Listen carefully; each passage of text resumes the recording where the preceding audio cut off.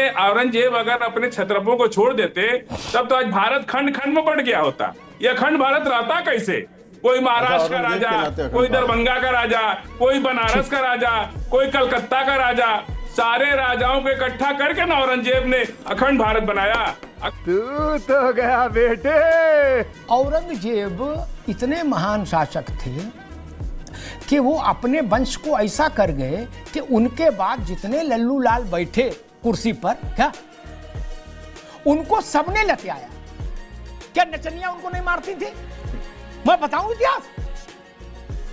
अरे घुटन्ना उतार देती थी मुगले आजम का, भारत के बादशाह का, और पूरे लाल किला में नंगा करके मां घुमाती थी और राजा टुल्ल पड़ा रहता था बादशाह। क्या यही मुगलिया वंश है?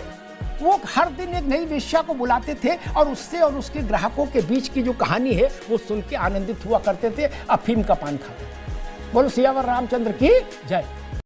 नमस्कार दोस्तों, जय जय श्री राम। दोस्तों स्वागत है आप सभी का एक और मजेदार वीडियो में। दोस्तों आज के इस डिबेट वीडियो में हम लोग देखने वाले हैं वरिष्ठ पत्रकार अमिताभ अग्निहोत्री को, और दूसरी तरफ हम लोग देखने वाले हैं फजील अहमद को। दोस्तों आज फजील अहमद औरंगजेब पे बड़ी बड़ी बातें बोलते हैं, यहाँ तक कि अमिताभ अग्निहोत्री जी को ही ज्ञान देने लगते हैं औरंगजेब के ऊपर। फिर जब अमिताभ अग्निहोत्री जी ने अपना मुंह खोला तो इन चमचों की बोलती बंद कर देते हैं और कुछ ऐसी भी बातें बताते हैं जो अभी तक हम सभी को भी नहीं पता होता है। तो आज का ये डिबेट काफी मजेदार और काफी शानदार होने वाला है, तो आप लोगों से अनुरोध है वीडियो को शुरू से लेके अंत तक जरूर देखिएगा, तभी आप लोगों को पूरा डिबेट समझ में आने वाला है। वीडियो पसंद आएगा तो वीडियो को हमारे लाइक करिएगा और चैनल को भी सब्सक्राइब कर लीजिएगा। चलिए अब मेन डिबेट को स्टार्ट करके देख लेते हैं। चलो भाई देखो अब मैं क्या करता हूँ। दो बातें हैं, एक तो ये औरंगजेब का विवाद अब महाराष्ट्र से हटके यूपी आ गया। अखिलेश यादव ने भी एक अपनी लाइन ले ली और योगी जी ने एक अपनी लाइन ले ली। योगी जी ने कहा कि इस कमबख्त को दिल्ली लाओ और यूपी लाओ, इलाज हम मुफ्त करेंगे, बिना पर्चा, बिना उसके खर्चा के। और दूसरी बात संभल की, जिसमें मुख्यमंत्री ने नो इफ नो बट संक्षेप में एक सीधी बात कही, जो सनातन का है वो सनातन को मिलना चाहिए एक। और उसी समय जब योगी ये बोल रहे थे विधानसभा में, तब उत्तर प्रदेश हाई कोर्ट फैसला एक सुना रहा था कि संभल की उस सो कॉल्ड मस्जिद को अब डिस्प्यूटेड साइट कहा जाएगा, मस्जिद नहीं। कैसे देख रहे हैं इस पूरे परिदृश्य को? देखिए अमिताभ जी, भारत में मुसलमानों को जितनी स्वतंत्रता हासिल है उतनी स्वतंत्रता विश्व में कहीं भी हासिल नहीं है। उन देशों में भी हासिल नहीं है जो 100% मुस्लिम देश हैं। किसी देश में सुन्नी को मान्यता है तो शिया को नहीं है, कहीं शिया को है तो सुन्नी को नहीं है, किसी देश में दोनों को है तो अहमदिया को नहीं है। लेकिन भारतवर्ष एक ऐसा देश है जहां इस्लाम के 72 फिरके रहते हैं और सबको मान्यता प्राप्त है और सब आपस में सद्भावना के साथ रहते हैं। दिक्कत एक ही है कि भारत के कुछ मुट्ठी भर कट्टरपंथी मुस्लिम नेता अपने आप को विदेशी आक्रांताओं से जोड़ते हैं और उनके कृतियों को अच्छा मानते हैं। संभल में भी वही विवाद है और अब्बू आजमी भी मुगल विदेशी आक्रांताओं से अपने को जोड़कर और औरंगजेब का महिमा मंडन कर रहे हैं। आप बताइए, कोई भी व्यक्ति सामान्य से सामान्य मानवीय भी चाहे किसी भी धर्म को मानता हो, हिंदू हो, मुस्लिम हो, ईसाई हो, उससे पूछिए कि औरंगजेब को क्या मानते हो तो कहेगा कि औरंगजेब एक क्रूर शासक था। औरंगजेब ने भारत में बेहिंता अत्याचार किया था, जिसने अपने बाप को जेल में डलवाया, जिसने अपने भाइयों की हत्या की, जिसने गुरु गोविंद सिंह के बच्चों को दीवार में जिंदा चुनवा दिया, जिसने शिवाजी को कैद किया और जिसने शिवाजी के पुत्र को की निर्मम हत्या की। आप बताइए, अब्बू आजमी रहता है महाराष्ट्र में, अपने को मराठी से नहीं जोड़ता है, अपने आप को मराठी गौरव से नहीं जोड़ता है, अपने आप को शिवाजी से नहीं जोड़ता है और उससे जोड़ता है जो विदेशी आक्रांताओं का पुत्र है और उनसे जोड़ता है जो अत्याचार और निर्ममता का प्रतिमूर्ति है। मेन समस्या यही है। ठीक है फजील भाई, औरंगजेब महान है, ये महान था, ये बुनियादी मुद्दा है, इससे रोटी रोजगार का मसला हल होता है? बस ये जानना चाह रहा था। देखिए अमिताभ जी, आप इन लोग को 5-7 मिनट देते हैं और हमको 5 सेकंड में चुप करा देते हैं। हम भी जो है अरे कभी पिछली कभी बार आपके ना प्यार ये में आ गलत, जाते मेरे हैं। साथ गलत तो खेल ही नहीं सकता ये आदमी। गलत मैं बात इसे है। अभी रोक दीजिए इनकी आवाज। नहीं, ये- अरे पिछली बार, अभी रोकिए आवाज। पिछली बार आप 4.25 मिनट बोले फजील अहमद, ये झूठ मत बोला करिए। पिछली बार आप 4.25 मिनट बोले, लिख लीजिए इसको, 4.25 मिनट। क्या मेरे साथ झूठ नहीं मित्र ना। ढेर चैनल है, आप सब जगह जाते हो, आज ये सब खेलो कबड्डी, मेरे साथ नहीं प्लीज, मेरे साथ नहीं। कबड्डी दूसरी जगह खेला करो, आप मुझे आज से जान रहे हो यार। मैं प्रमाण दे दूंगा तो आपके लिए मुश्किल हो जाएगी। आप 4.25 मिनट बोले हैं, समझ गए ना। अब बोलिए सुनिए ना आप। जी। देखिए, आपने कहा कि हम लोग हिंदू थे। हम लोग कभी हिंदू नहीं थे। इस्लाम के आने से पहले हम लोग दलित थे और महाबली बाली के वंशज थे, और आज भी अपने को हम महाबली बाली का वंशज मानते हैं। हम लोग दलित हैं और दलित से मुसलमान बने। और रहा सवाल कि सभी के धर्मों की इज्जत करना, हम लोग कभी भी, और बात आई औरंगजेब पर, तो कोई भी राजा अपने क्षत्रपों को खुली छूट दे दे। कोई अपने ऊपर खिलाफत वालों को रेड कारपेट बिछाता है क्या? राहुल गांधी को जेल भेज रहा है, क्या बोला तूने? उमर खालिद को जेल में डाल रखे हैं, तो क्या रेड कारपेट क्रूर हो गए प्रधानमंत्री? राहुल गांधी तो जब अगर सारे तो कहने अभी चले गए क्या? जरा भाई पता करो, राहुल गांधी जेल चले गए क्या? फजील अहमद कह रहे हैं। 20 सेकंड और रुकिए। अरे नहीं, आप गलत बात बोल दो यार, टीवी पर कैसे मान लेंगे आपकी बात? को छोड़ देते, आपको समझ ही नहीं। अरे सुनिए ना पहले, औरंगजेब ये घर नहीं ना आपका। को छोड़ देते, फिर नहीं बोल। एक मिनट अभी रोकिए इनकी आवाज, रोकिए, स्ट्रिक्टली रोकिए। फजील अहमद ने ये जो कहा है कि राहुल गांधी को जेल भेजा गया, ये झूठ है। फजील अहमद ने ये झूठा प्रचार किया है, हम इससे अपने को असंबद्ध करते हैं, ये फर्जी प्रचार है। जी, अब आप पूरी बात करिए। राहुल गांधी देश में विपक्ष के नेता हैं, उनके बारे में ऐसा फर्जी प्रचार नहीं करना चाहिए। वो लोकसभा में एलओपी हैं। क्या उनको लेकिन ठीक है, फजील अहमद ने किसी गुप्त इंटेंशन से ऐसा किया होगा कि राहुल गांधी को जेल भेजा गया।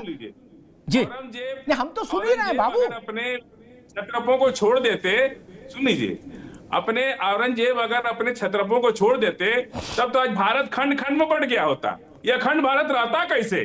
कोई महाराष्ट्र का राजा, कोई दरभंगा का राजा, कोई बनारस का राजा, कोई कलकत्ता का राजा, सारे राजाओं को इकट्ठा करके ना औरंगजेब ने अखंड भारत बनाया। अगर सारे को छोड़ देते तब तो आज भारत रहता ही नहीं, सारे छोटे छोटे राज्यों में बढ़ गया होता। कोई महाराष्ट्र कब्जा कर लेता है, कोई बंगाल कब्जा कर लेता है, कोई बिहार कब्जा। इन सारे क्षत्रपों को मजबूती से जवाब देने के बाद भारत को अखंड भारत बनाए रखने में औरंगजेब का कितना बड़ा हाथ है। नहीं तो कहां से लोग कितने कितने हमले किए। अब जिसको इतिहास नहीं पता, जो आरएसएस ने अलग, बीजेपी ने अपना अलग इतिहास बना रखा है। अरविंद सिंह वही सुबह सुबह व्हाट्सएप पढ़ के चले आते हैं कि ये हो गया, ठीक, वो हो आगे गया, फजील ऐसा हो अहमद, गया। आप 3.25 मिनट बोले हैं। मेरे ख्याल से ये आपके लिए प्रसन्नता का विषय। 3.25 मिनट आप बोले, ठीक है ना। ये आपको बधाई, 3.25 मिनट आप बोले। उसमें कुछ बातें आपने असत्य भी कह दी, जिनका मुझे खंडन करना पड़ा, क्योंकि ये शो मेरे उससे है, इसलिए असत्य बात तो फिर खंडित करनी पड़ेगी, नहीं तो बड़ी प्रतिष्ठा खराब होती। ठीक है, आप बोल सकते हैं असत्य, लेकिन मुझे खंडन करना पड़ेगा। आप मेरे मित्र हो, लेकिन अब आप मेरी मजबूरी जानते हैं, मैं खंडन तो करूंगा मित्र। खैर, अब रुकना होगा। औरंगजेब बता रहे हैं कि भारत एक रहा, बोले हमने इतिहास पढ़ा है।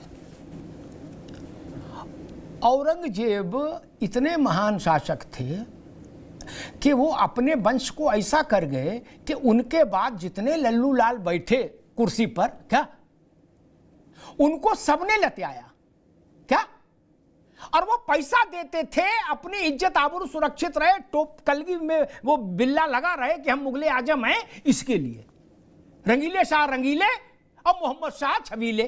क्या क्या नचनिया उनको नहीं मारती थी? मैं बताऊं इतिहास। अरे घुटन्ना उतार देती थी मुगले आजम का, भारत के बादशाह का, और पूरे लाल किला में नंगा करके मार घुमाती थी। मैं बताऊं इतिहास। और राजा टुल्ल पड़ा रहता था बादशाह। क्या यही मुगलिया वंश है? और एक थे मुगलिया वंश के, सुन लो, ये कहीं नहीं मिलेगा, लिए जाओ। कीर्ति जी, बड़ी अच्छी बात है। एक भारत के सो कॉल्ड शहंशाह मुगलिया वंश के, क्योंकि कहते तो सब अपने को शहंशाह हिंद थे, भले उनका पालम तक भी ना चलता हो जोर। स्थिति ये आ गई थी इनकी कि लाल किले से बाहर निकलने के लिए मेटकॉफ से परमिशन लेनी पड़ती थी कि हुजूर अगर आपकी नजरे इनायत हो जाए तो बंदा थोड़ा हवा खा ले बाहर जाके। क्या ये हैसियत थी? कीर्ति भाई और फजील भाई एक मुगले आजम थे, यानी बाबर के वंश के, लाल किले के सिंहासनारूढ़ व्यक्ति। उन्होंने सभा में मालूम क्या कहा? बुनियादी मुद्दा उठाया एक, जैसे समाजवादी पार्टी कहती कि हमारी रुचि केवल बुनियादी मुद्दों में। ओपी सिंह जी आप भी सुन लो, कहीं नहीं मिलेगा ये किस्सा। उन्होंने कहा कि ये जो मेरी बेगम है ये जन्नती औरत है। जन्नती मतलब दैवी शक्ति वाली औरत, स्त्री। क्या जन्नती औरत है? लोगों ने कहा हुजूर इसका खुलासा किया जाए। अरे सुनो भाई अरविंद सिंह, बोले हुजूर खुलासा किया जाए। बोले इसके पाखाने में बदबू नहीं आती है, ये जन्नती औरत है। ये हिंदुस्तान का शहंशाह दरबार में कह रहा है। अरे डूब मरो यार, तमाशा बना के रख दिया था और झंडा लिए घूम रहे हो। कुछ तो शर्म कर लो भाई।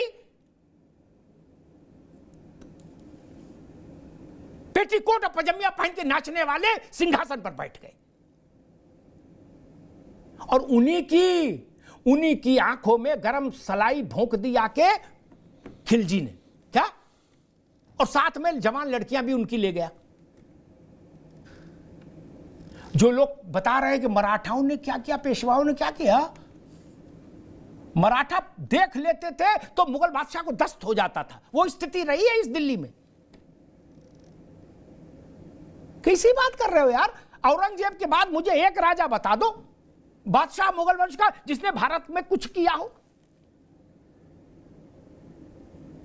औरंगजेब ने हिंदुओं के पैसे को लूटकर अपना खजाना भरा।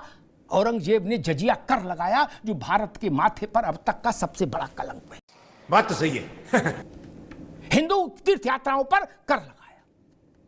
और कल मैंने कहा था, आज फिर कह दूं, फजील भाई के लिए वो सब जगह जाते हैं, विद्वान है तो उनकी जानकारी में रहना चाहिए। अभी औरंगजेब इनका बताया, मैंने एक और बता दूं, अभी नहीं तो बाद में फजील भाई कहेंगे छोटे बादशाहों की बात कही अग्निहोत्री जी ने, हम की बड़े कह दे रहे, जो बाबर से भी बड़ा है। मुगल में उससे बड़ा कोई हुआ ही नहीं, बाबर भी नहीं और रंगीले शाह रंगीले भी नहीं, अकबर द ग्रेट तो अकबर ही है। कीर्ति भाई बड़ी रोचक बात है, एक विदेशी घूमने आया मुगल दरबार, उसने किस्से लिखे मुगलों के। वो न संघ का था न सपा का था, विदेशी, उस समय तो कोई पार्टी थी नहीं। उसने लिखा कि अकबर का सबसे पसंदीदा काम मालूम क्या था? बुनियादी मुद्दों में उनकी भी बड़ी रुचि थी अकबर की। क्या?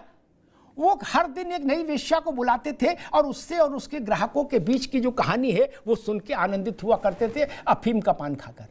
बोलो सियावर रामचंद्र की जय, बुनियादी मुद्दों की जय।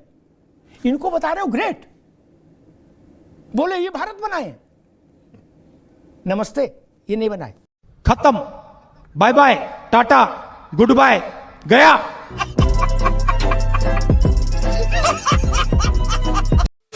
दोस्तों वीडियो में अंत तक जुड़े रहने के लिए आप सभी लोगों का धन्यवाद। उम्मीद करता हूं आप सभी को ये डिबेट पसंद आया होगा।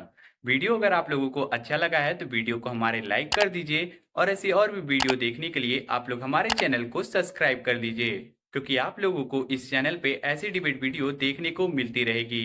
और इस वीडियो के बारे में आप सभी का क्या राय है वो भी हमें कमेंट करके जरूर बताइएगा, ताकि हमें पता चले आप लोग इस वीडियो से क्या देखे और क्या सुने हो। जल्दी मुलाकात करेंगे एक नए वीडियो में, तब तक के लिए आप लोग अपना और अपने घर वालों का ध्यान रखिएगा। जय हिंद, जय भारत, वंदे मातरम, जय जय श्री राम।